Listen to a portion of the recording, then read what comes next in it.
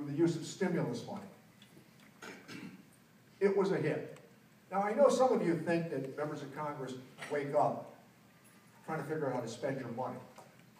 Nothing could be further from the truth. We respond to trend lines. And the overwhelming requests for government spending comes from local government, hospitals, and colleges and universities. Now, why is that important to the example that I'm going to use? Well, the private sector looked at the Berkshires and the hill towns and said, it's too expensive for us to do the wiring. We can't do it and return a reasonable profit. Gotcha. They are not in business to lose money. So I asked the governor, along with John Olver, we said, with the stimulus money, isn't this an opportunity to wire the hill towns and the Berkshires with the very basic thought that I'm about to offer? Are you telling me that the children that live in Chester shouldn't have the same opportunity as the children who live in the Boston suburbs to engage high-speed internet access? That was the argument.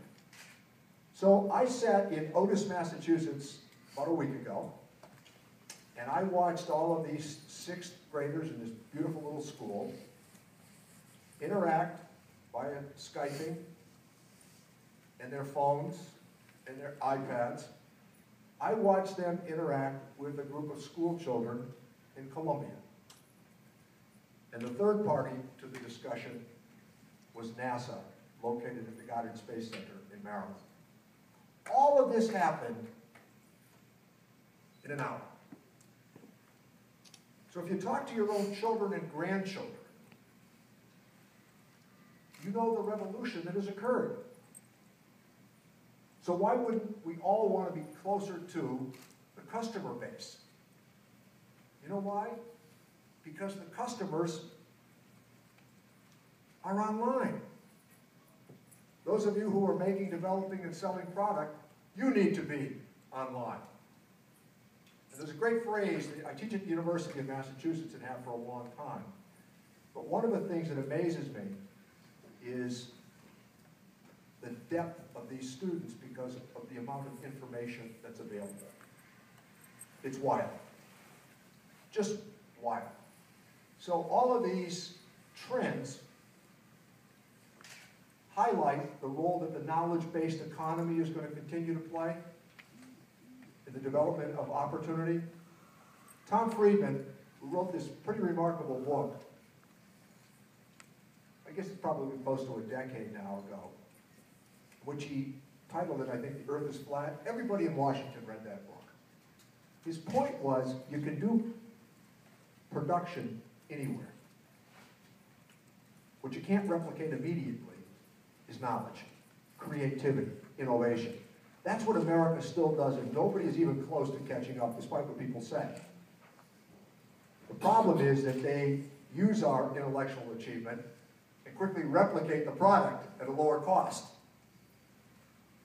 But nothing comes close to what we do in terms of developing the idea. And that only grows exponentially with the opportunity you have in terms of being in touch with your prospective customers. But you can't do it if you're not online. So I am fascinated that I use Google as a verb, and I'm astounded by what's happened in just the course of my lifetime. Where we've seen the changes that have taken place in the American economy. And the challenge for all of us with this new economy is, how do we lasso it for the purpose of extending opportunity here in America, because the rest of the world is simultaneously engaging it. Last point, when you hear the elected get up and tell you that globalization is going to retreat, all you have to do is talk to your children or your grandchildren. You can move capital to London in a matter of seconds. You can Skype anywhere in the world. You can have this conversation anywhere in the world. And guess what? The rest of the world pays attention to what America does and thinks. So thanks for allowing me to be part of this this morning. And I think what Google's doing here is not only well regarded, but much appreciated. So thank you all very, very much.